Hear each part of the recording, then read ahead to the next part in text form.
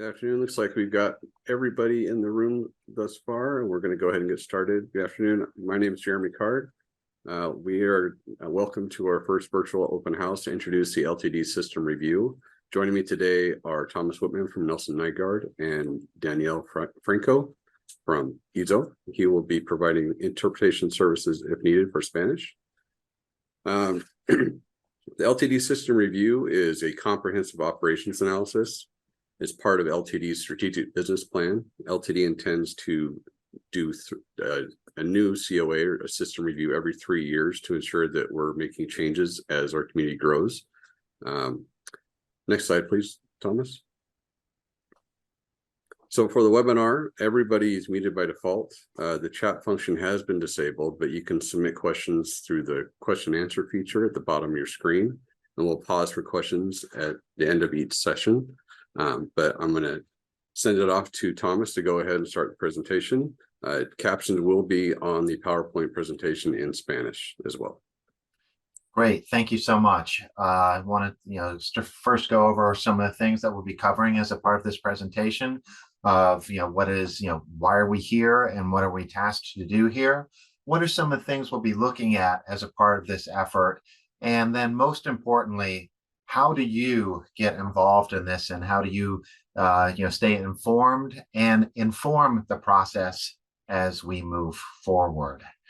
I want to start off by saying, why are we looking at this? And there's a couple of different reasons, why LTD is looking at, their system in a close way. The first is the lasting impacts of the pandemic.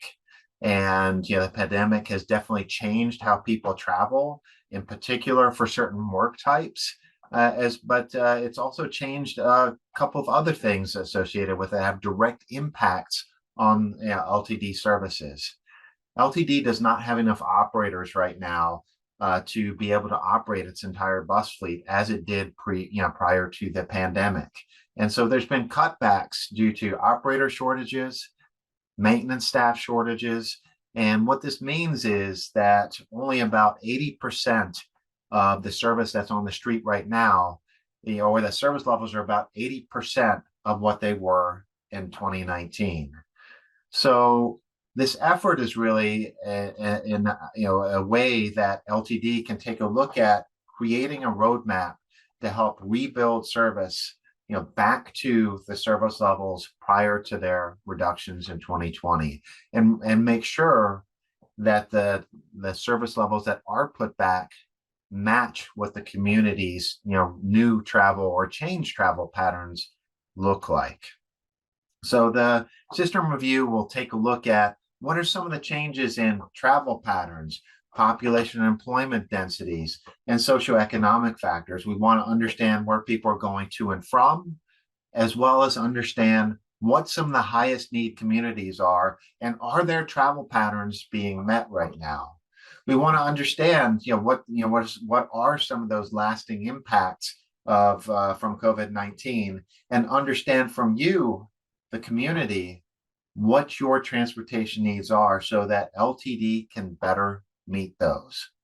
Ultimately, by looking at what is the market for transit, where people are traveling to and from, how they're using the existing service, it will allow us to develop a series of options that can help improve mobility for existing riders, for potential riders, and for the future, setting ourselves up for the future, for future development as well.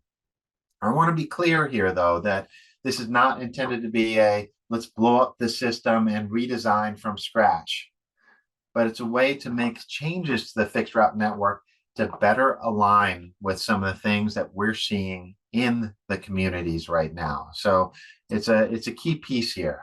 So what are some of the things we're going to look at? I mentioned some of these just earlier. We're going to be looking at ridership and connections for every route by bus stop, by trip, to understand where service is working, where service is not working so well, and where some of those opportunities are for growth. We'll also be looking at fall 2022 travel patterns through location-based services, and this is in essence cell phone data that takes a look not just where LTD passengers are going to and from, but allows us to see the bigger travel patterns within the region to be able to say unequivocally, this is where people are traveling to and from. How does lane transit services match those? And is there a disconnect? Is there an opportunity that we want to identify that we can better match travel flows, actual travel flows, with LTD services? We looked at population employment data and looking at how things have changed, and also looking at where new growth is happening so that we can help position LTD to serve that new development when it ultimately opens.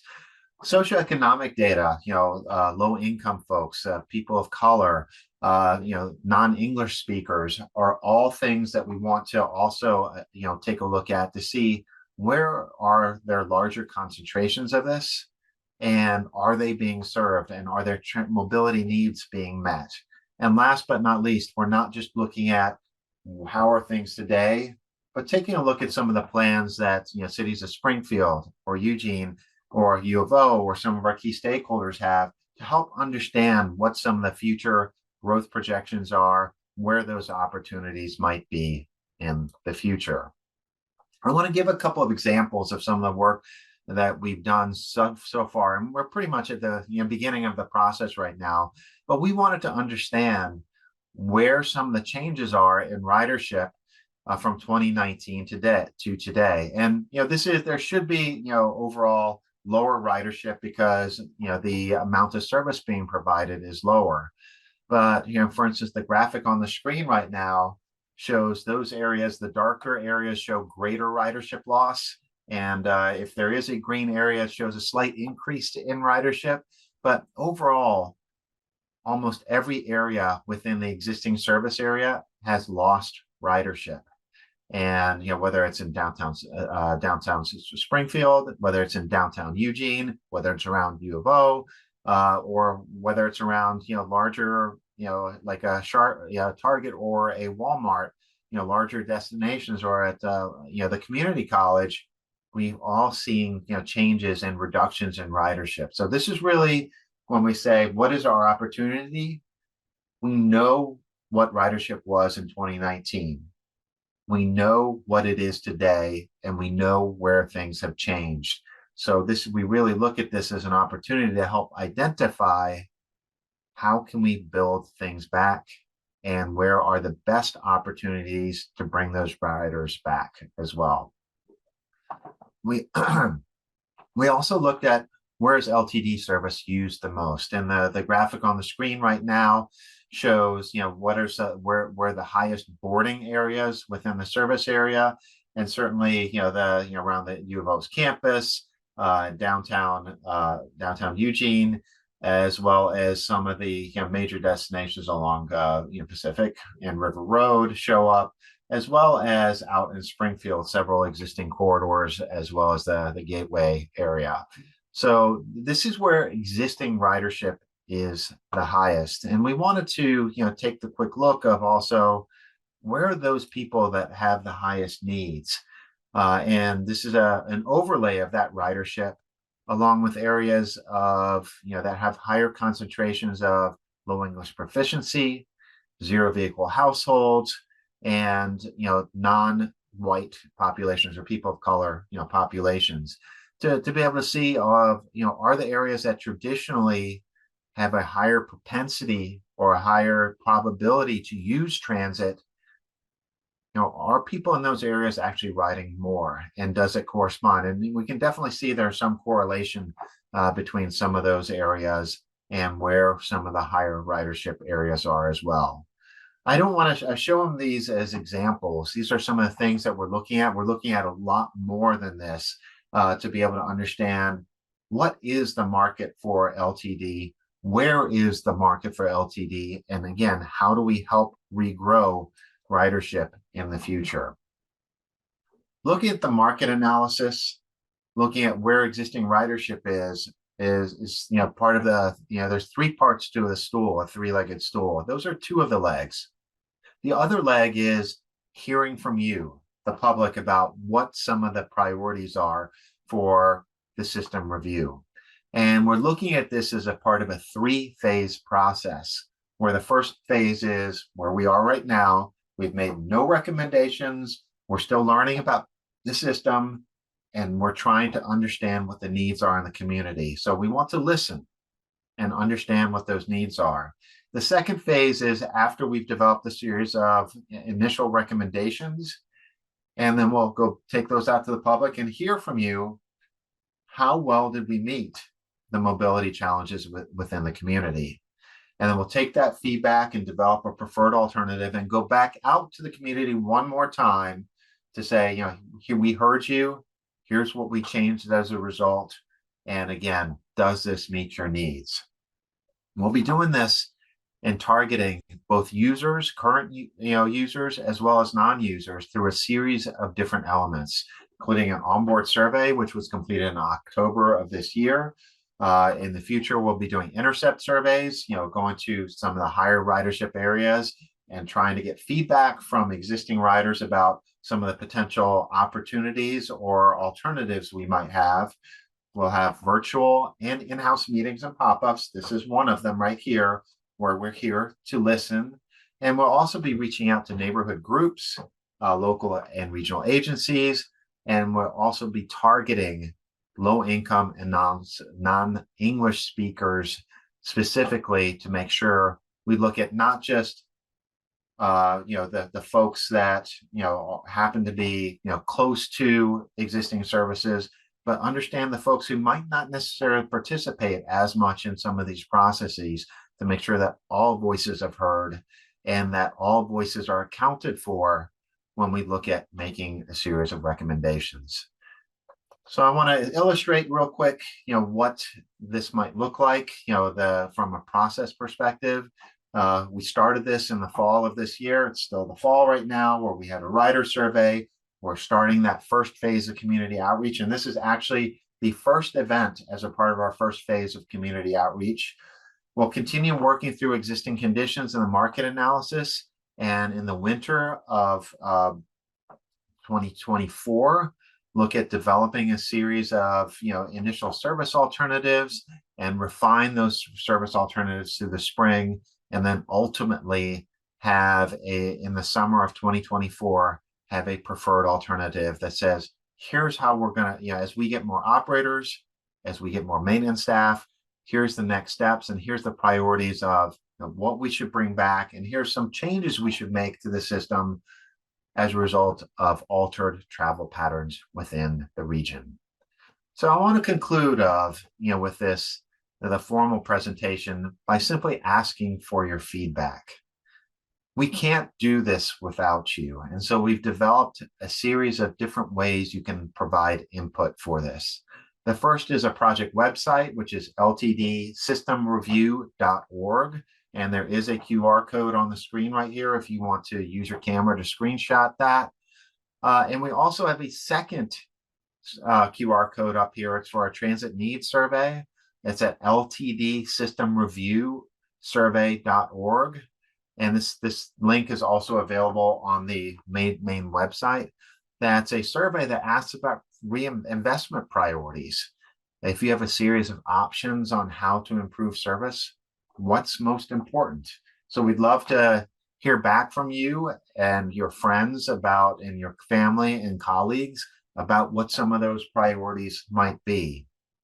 Last, you can, if you have an idea and like a week from now or 2 weeks from now, you say, wow, I have this great idea, I have this great need, email them. If the survey, either go to the survey or email them, or email LTD at systemreview@ltd.org, and we'll be able to capture that as well. But for now, as we talked about at the beginning of the presentation, I want to open things up to questions, and there's a Q&A button on your screen. If you click on the Q&A button, it should allow you to write down questions or comments or ideas that you might have. And if there are any questions or comments, myself or Jeremy will do our best to answer them about either the process or some of the needs that you see that you'd like to see addressed as a part of this effort. We're excited to start this off. Hopefully, it's a part of a longer process, but we look forward to helping improve mobility within the Eugene, Springfield, and some of the communities in Lane County as well. With that, I'd like to open things up to questions. And again, you are muted. The only way to comment or ask questions is through the Q&A function on the screen. Thank you so much, and look forward to answering any of the questions.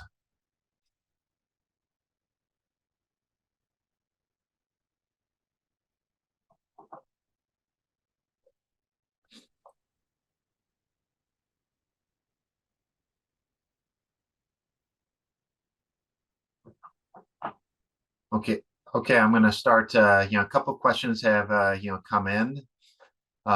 First of all, we had a slide that showed the increase and decrease in some of the ridership comparison with 2019. Did it take into account canceled routes? And yes, it did. And so there are certain routes that have been canceled and have not been restored since 2019. And the ridership graphic there reflects not just the amount of trips that have been reduced, but also the routes that have been reduced as well.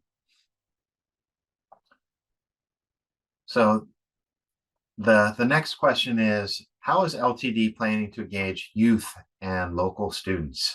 And so this is a key part. We have a public engagement plan that outlines how we're going to target harder to reach populations. I think we talked about low income folks, non-English speakers, but one of the key efforts as well is to engage, some of our key, key markets, and students and youth market, are huge users of our services. This is, in looking at intercept surveys or, tabling events on U of O's campus or outreach to some of the local schools. Those are all part of this effort, to ensure that we understand what the needs are and that we react to those needs in the future. And Thomas, I'll take this one from Dave Freeser. He says, hello, LTD service was reduced during the pandemic because of staffing driver shortages. How are LTD's recruitment efforts going these days to fill this need? So we are continuing to work on hiring operators. We just had a new class of 8 that all passed their CDLs, and they're going to be starting here shortly. We have another class that's hoping to start in January. I know HR is working diligently to get more operators on staff. If you want to go ahead and share our careers webpage, we're doing a lot of work, a lot of media efforts to get those positions out to the public, to let people know that they're available and that it is a great job. But we are working hard on that. Great, thank you. I want to talk about the next question, which is, why weren't disabled riders mentioned during this whole thing? Disabled riders, and it's all riders, are actually a part of this planning effort. And there's definitely other groups that were not mentioned as of during this presentation. But from an outreach perspective, we will be engaging key stakeholders, including advocate groups for and organizations that assist with folks with challenges in transportation due to their disabilities. We are obviously looking at any changes that we make to the bus service will have impacts on travel patterns for folks with disabilities, and potentially impacts on the service area for the complementary ADA paratransit service. And so that is, these are all different elements that are part and parcel of this analysis. And I want to be sure, to assure you that we're not leaving anybody out, the disabled community out.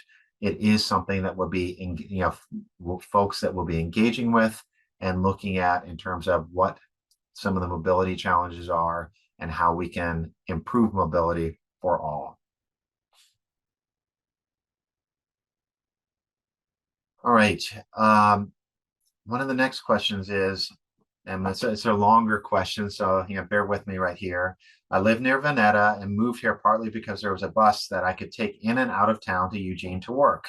There was one bus that went from downtown Veneta to downtown Eugene. Since I moved here in 2016, it has become less and less possible for me to use the bus and my bike to commute. First, it became impossible to get all the way into Eugene on just one bus, and next, the number of 93 buses were cut. Now I can't use the system at all to get in and out of town. What can be done about this for rural communities like Veneta? Is there a way to make the bus usable for regular commuting again? And first of all, I appreciate the question here. And this is, the answer to this is very similar to the last one. Where some of the graphics focused in on Eugene and Springfield when we were doing a rural route analysis as well as a part of this effort. And this includes service into Veneta.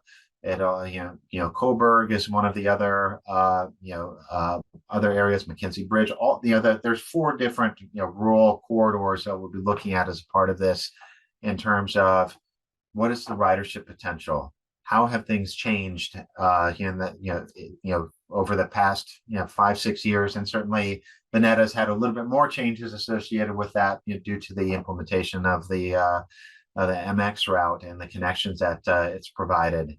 But we will be looking at what are some of the opportunities to improve rural services as a part of this effort.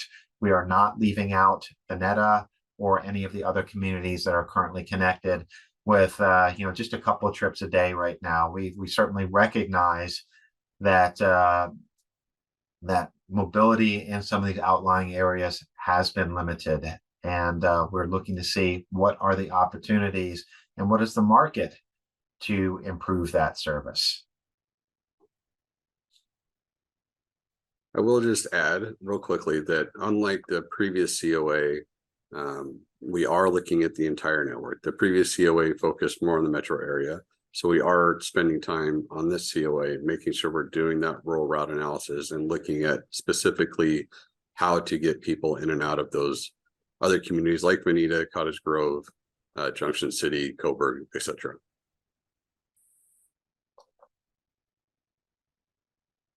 Okay, the next question is, will LTD be working with 4J and Bethel Transit coordinators to understand the student needs? We have, this is Jeremy, this might be a question for you. We're still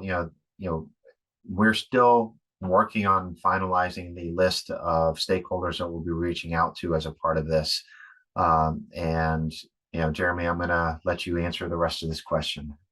Yeah, thanks, Thomas. So yes, we will be reaching out to students and the districts. We will be tabling at local schools. I believe we're going to be putting together a panel of students. We're not sure what that looks like exactly, but doing some panel interviews with students to see how they're using the system, what would make them use the system. So we understand that 4J, Springfield, Bethel are all big users of our system. It's one of the reasons we have the student transit pass that allows folks 18 under to ride for free. So they are a big piece of this analysis. They are on our list to be talking to.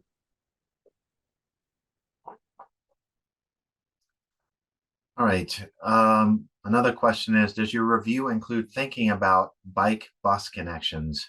I think the more thought about the combined use of bike and bus would be very helpful. I think one of the things that let me start off with is that the region is blessed with a fantastic network of bike trails, and like integrating that. Those two are always on our mind. I think the being targeted in terms of saying here's where some of those transfer areas might happen is it's part and parcel of our planning effort, whether it's, the Peace Health bikes or, where those stations are and how we can use cycles to get into some of those areas that are a little bit harder to reach is something that's always in the back of our mind.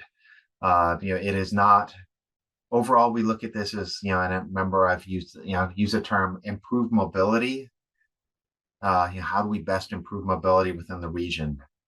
Looking at this as not just here's what the buses can do, but how do we interplay with pedestrians, bicycles, and whatever else might be, their scooters or whatever it might be, is all, and seeing what those opportunities are is all going to be part of this.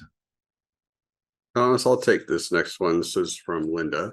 Has LTE looked at increasing coverage as public transportation, not just ridership? People need to have transportation out of their neighborhoods to connect with the corridors. With the University District Hospital closing most of their services, employees who will not be working at Riverbend, people visiting people in the hospital, etc., have some parts of the city needing about 1.5 bus trip to Riverbend. Is LTD looking at some of the more direct connections to Riverbend from all parts of Eugene?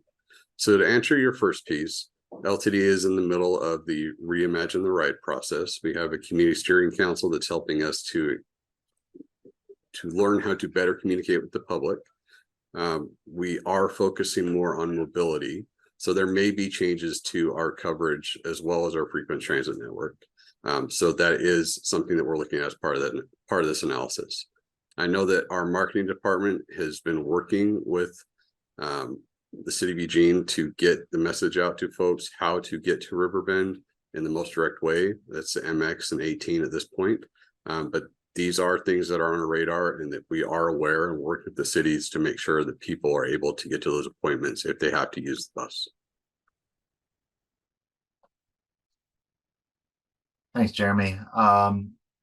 Only a couple more. What efforts are being made to encourage ridership? Many could ride, but drive. I would like to see efforts made for outreach to communities along bus lines to encourage ridership. And so, there's a couple different things in here. Certainly from a marketing perspective and understanding where service goes to and from, the outreach to the neighborhoods is very, very important.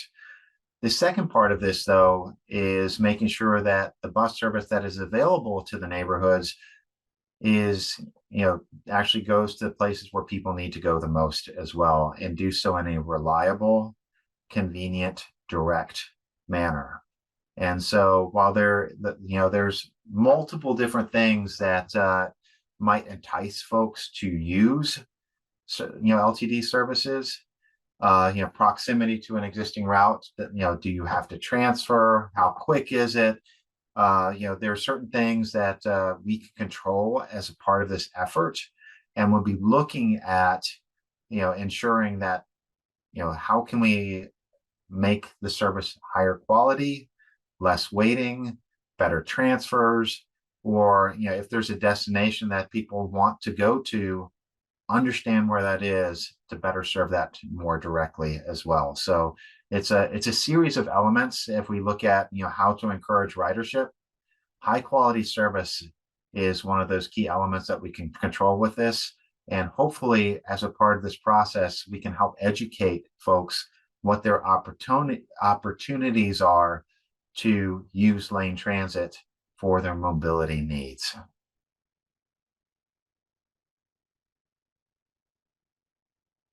Let me, the next comment, I'll just say thank you for the comment on how to pronounce Vanita. It's my daughter. Obviously, my daughter lives in Eugene, and she clearly didn't prepare me for that one. But there we go. Thank you. Next question is how is your analysis going to separate travel pattern changes caused by outside factors and those caused by the reduction of service during and after COVID? And there's two different elements for this. And the first thing, the ability to see what the impacts are of the reduction of service is I guess the easier one, because we can look at, we have the stop level and trip level ridership from 2019 as well as 2023, spring of 2023, to be able to show, here's in the map that we showed that showed the hex map that showed where the ridership was lower.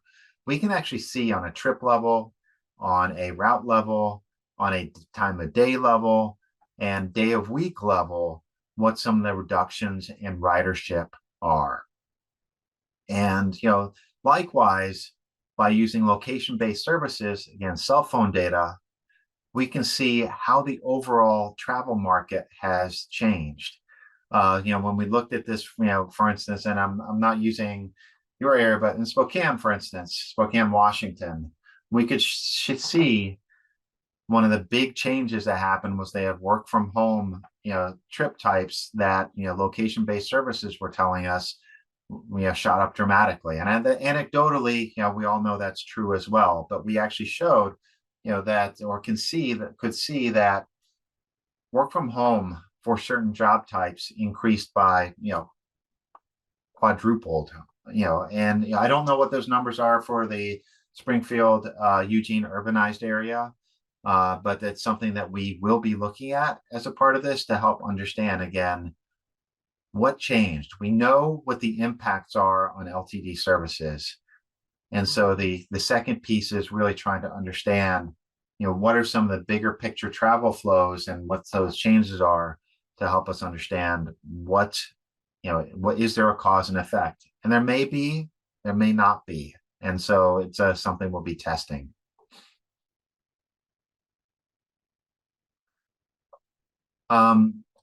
This is somebody, clicked on went to LTD System Review Survey.org and has a question about it. And the question is, your survey has a question about investing in expanding coverage using innovative mobility solutions. Why is your speed and reliability basis improvement set to 0? It seems that on-demand transit would have among the highest impacts to speed and reliability. And this is, the overall, it's a definition, we went when we designed these surveys, and we've done over a dozen of these. Some of the questions about what some of the impacts are, it's different people read things in different ways. Speed and reliability is overall, when we define this, it's how can we make buses move faster and more reliable. And on-demand services typically do not have the capital investment in order to make the services, faster and more reliable. On-demand, services, can get you from point A to point B a little bit faster.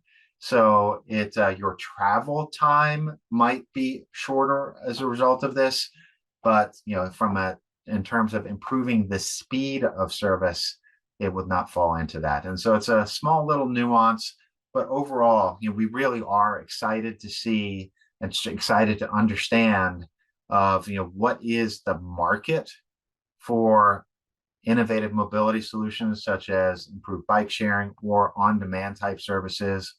And we want to see, hear from you. Do you share that excitement? Are there areas you'd like to see that in? And so that's why that question is in the survey. The next question is, what is the time span for the COA? What is it intended to cover? Is it 5 years? Is it 10 years? Is the statewide policy focused on increased density and reduced parking minimums included in your scope? Or do you think the impacts of those will be beyond this time scale of this plan? Jeremy, I'm going to let you try to have you answer that. Thanks for your question, Josh. So again, we intend to do these COAs, comprehensive operation analysis, or the system reviews every 3 years. So this is anticipated to cover the next 3 years. During that time, we will begin another COA or another system review to make sure that we're addressing changes in the community. I think one of the things we've seen, we haven't done a COA before.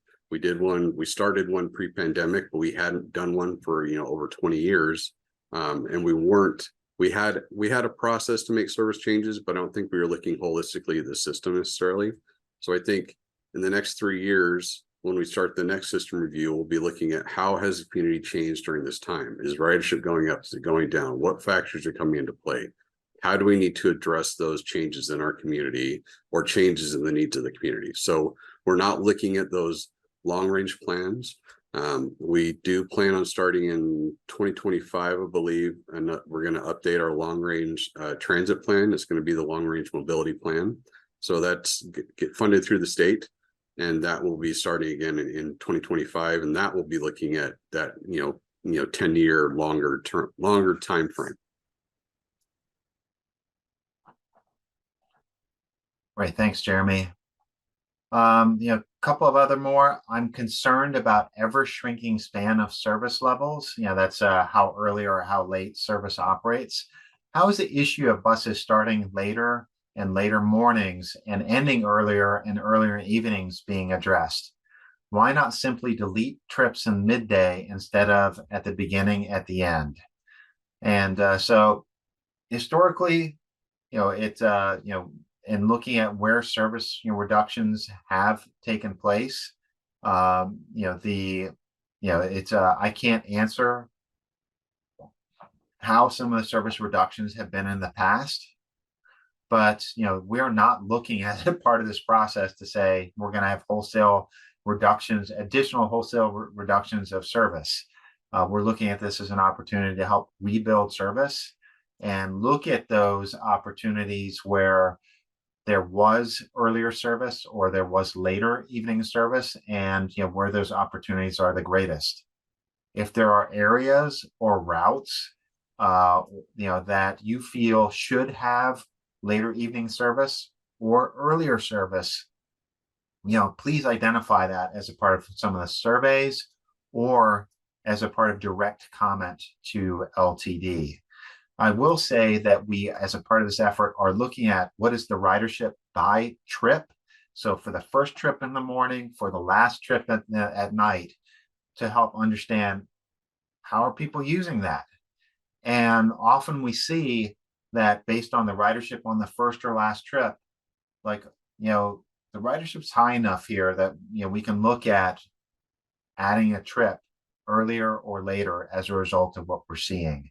It really comes down to how is those trips utilized and where are those opportunities to improve things. And so, but certainly as a part of this effort, looking at not just frequency, where routes go, but how early or how late service operates or how frequent service operates on weekends are all things that are on the table and that we'll be looking at taking a specific look at.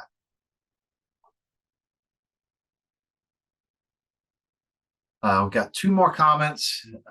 Your service is amazing. Buses are always run on time. Of course, we'd like to have buses run more frequently and go more directly to more places.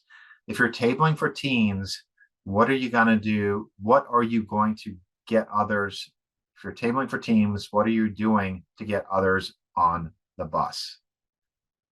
And so this is, again, a complicated question, and that's why we have multiple different ways we want to reach out to the community through these virtual open houses.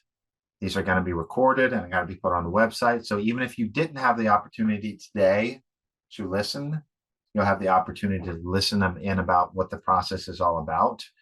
But I think the other piece of trying to understand where people need to go and what their needs are is to talk to stakeholders, talk to those that services that need it the most.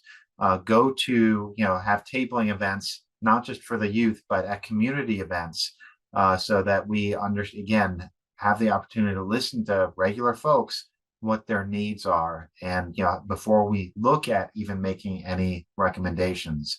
We'll also be looking at the comments and requests for service that have come in to LTD over the past several years to understand historically what has been asked for, and also reviewing any of the past studies that have been done to help understand what some of those those comments have been.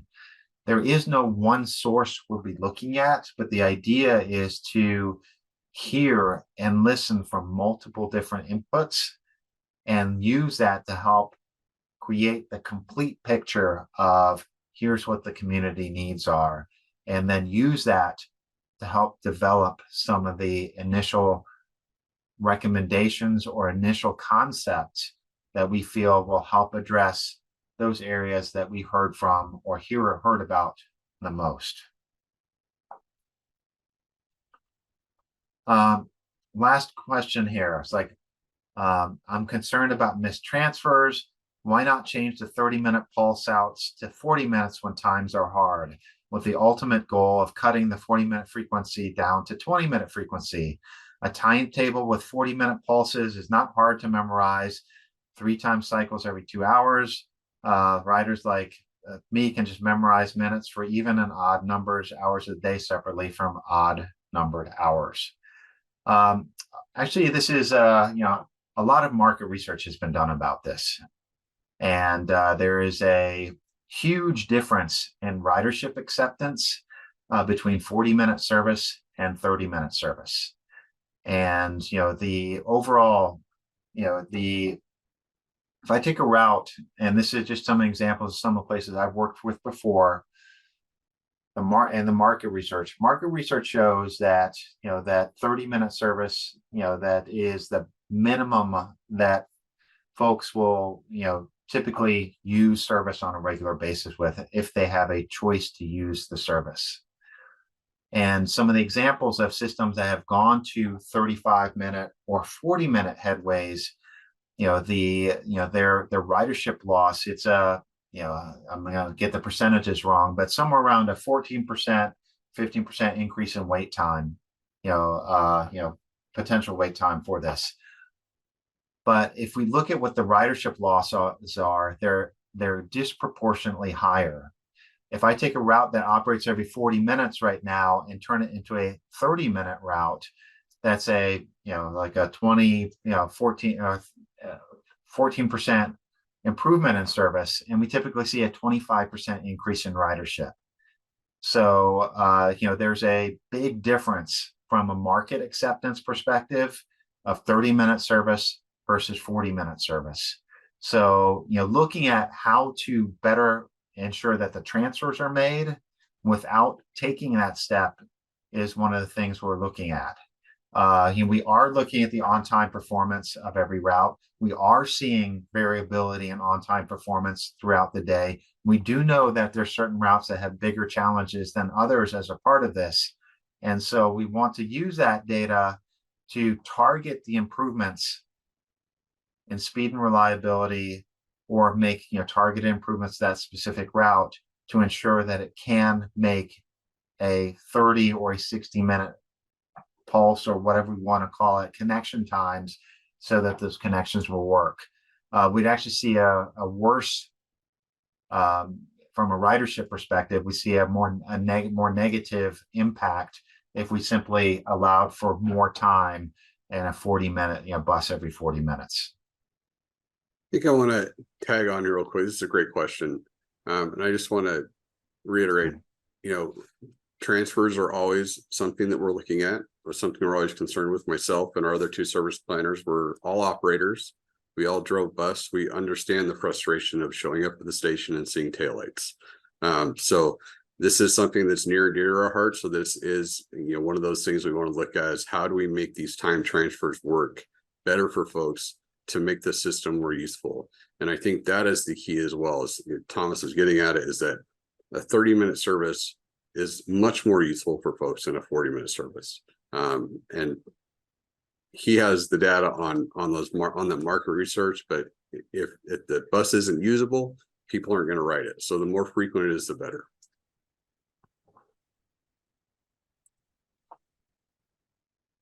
And the last comment we have right here is please reach out to low-income housing apartment complexes as a way to do community outreach. Thank you.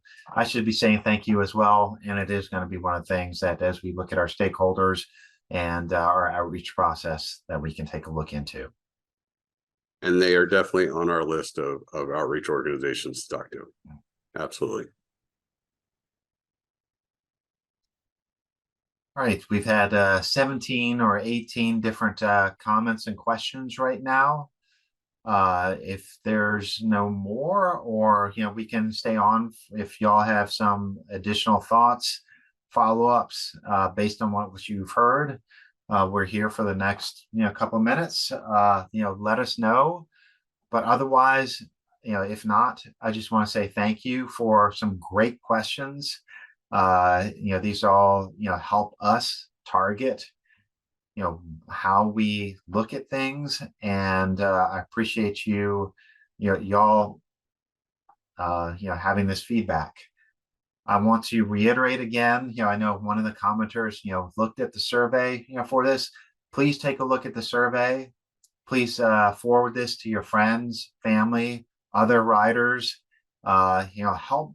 The more we know before we start looking at making changes or recommendations about what priorities are, the better these are going to be. I love at the end of one of these processes being able to say unequivocally, these recommendations, the final recommendations, meet community values. Your input is key to helping us understand what those are up front, so that we start off understanding what that is, so we know what we have to work for and work toward. So help us with that. Help get the word out. Help us understand what the needs are. Thank you so much for participating today. Thank you so much for the questions.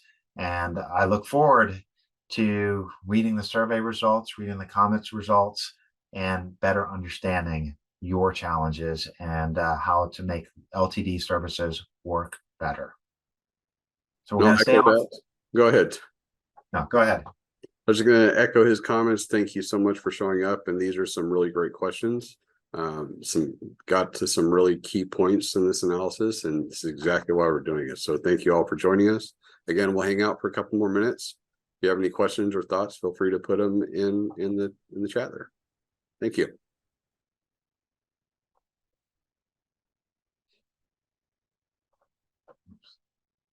Oops.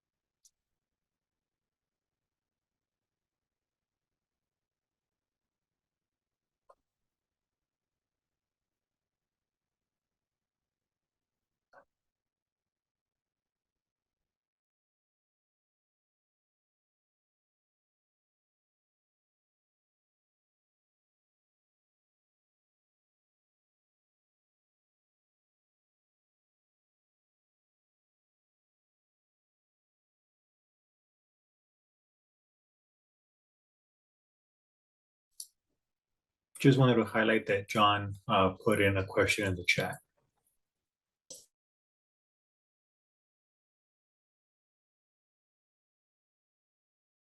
Thank you, Danielle. Appreciate that. John, yes, a member of the strategic planning committee suggested adding crosstown routes. It sounds like you might not be interested in revisiting the whole hub and spoke system. What about new routes to Northwest and Northeast Eugene without going downtown? So these things are always on our mind as service planners. I can tell you that much. This is part of our analysis. I think that from a service planning and planning point of view, there are too many people that need to make that connection at Eugene Station to just bypass it completely. Again, this is something we're looking at. We're looking at all the routes and all the ridership, and we really need that feedback to tell us where are you getting on the bus and where are you ultimately going. And if we can make those connections, I mean, maybe we can make that transfer easier, or we can make sure that bus is going to that place. So I think that these are all questions that we have in our mind as well. But it's something we're looking at.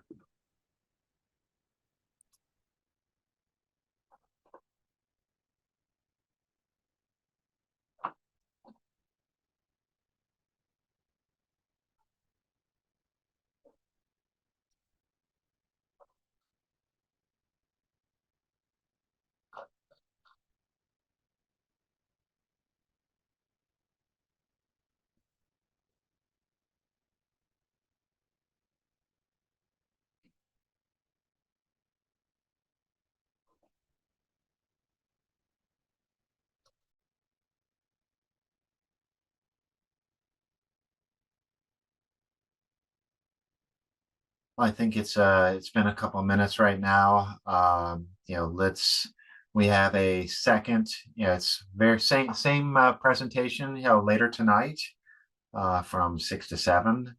And if you think of any additional comments or feedback, again, go to the website or email us at systemreview@ltd.org. And we look forward to hearing from you. And again, I want to say thank you for your participation today. And again, thank you very much for showing up, guys. Appreciate all your questions and feedback. We will give you the rest of your day back. Again, you see where you can submit your feedback or give us questions. Again, my name is Jeremy Card. I'm a development planner here at LTD, and I'm the project manager. So you can reach out to me as well. But if that's it, have a great day, everybody. Appreciate your time.